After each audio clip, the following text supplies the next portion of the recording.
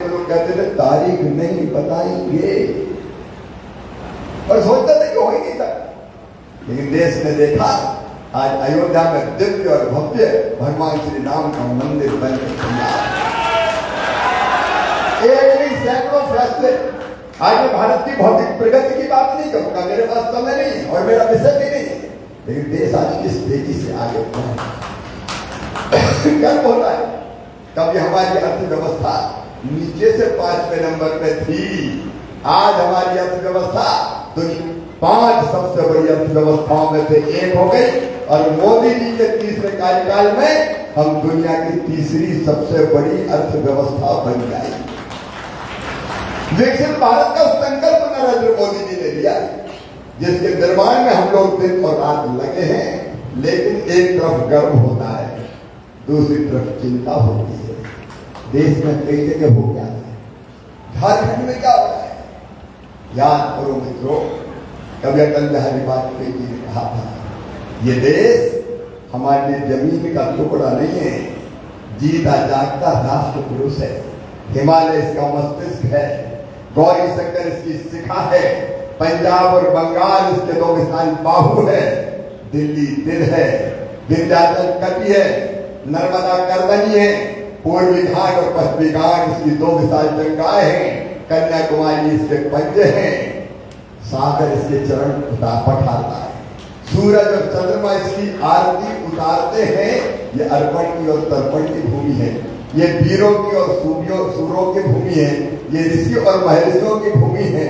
यहाँ का कंकर कंकर हमारे लिए शंकर है, यहाँ का बिंदु बिंदु हमारे लिए गंगा जल है। हम जिएंगे तो इसके लिए, और अगर कभी मरना पड़ा तो मरेंगे भी इसके लिए।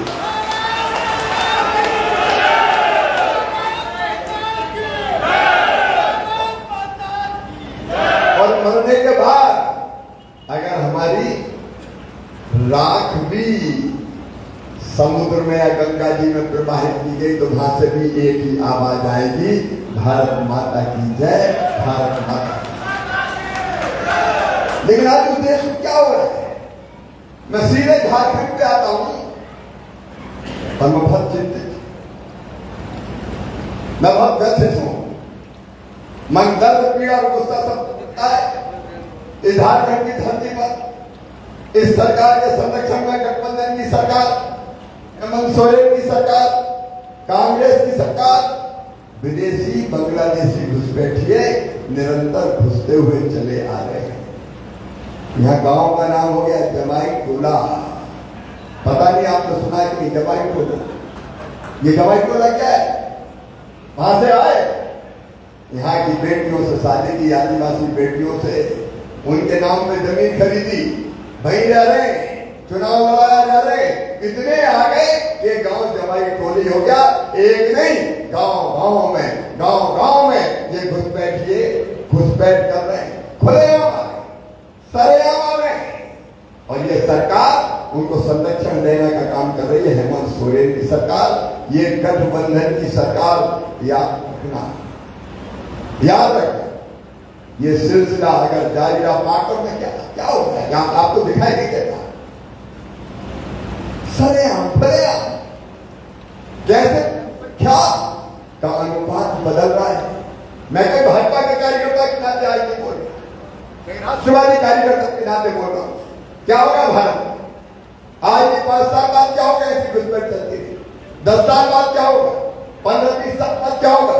एक तो पश्चिम बंगाल में ममता दीदी घुसपैठियों को सरेआम संरक्षण देती है, और बंगाल की क्या हाल है आप देख रहे हैं।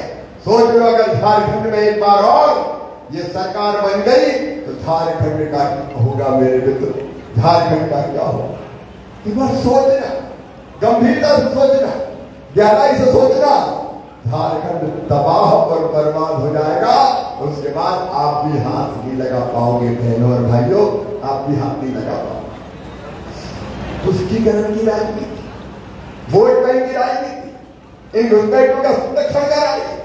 अभी जगन्नाथ जी बताए शिबू से पहले क्या कहते, लेकिन आज उनका बेटा क्या कर रहा है, खुलेआम सरेआम जिस ढंग से संरक्षण दिया जा रहा है।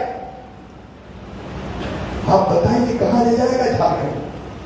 और इसलिए आज भारत माता पर संकट के बादल छाए। याद रखना, संपूर्ण रात अटल जी ने जैसा वर्णन किया था, आप बताइए अगर एक अंग कमजोर हो, झारखंड कमजोर हुआ तो पूरा देश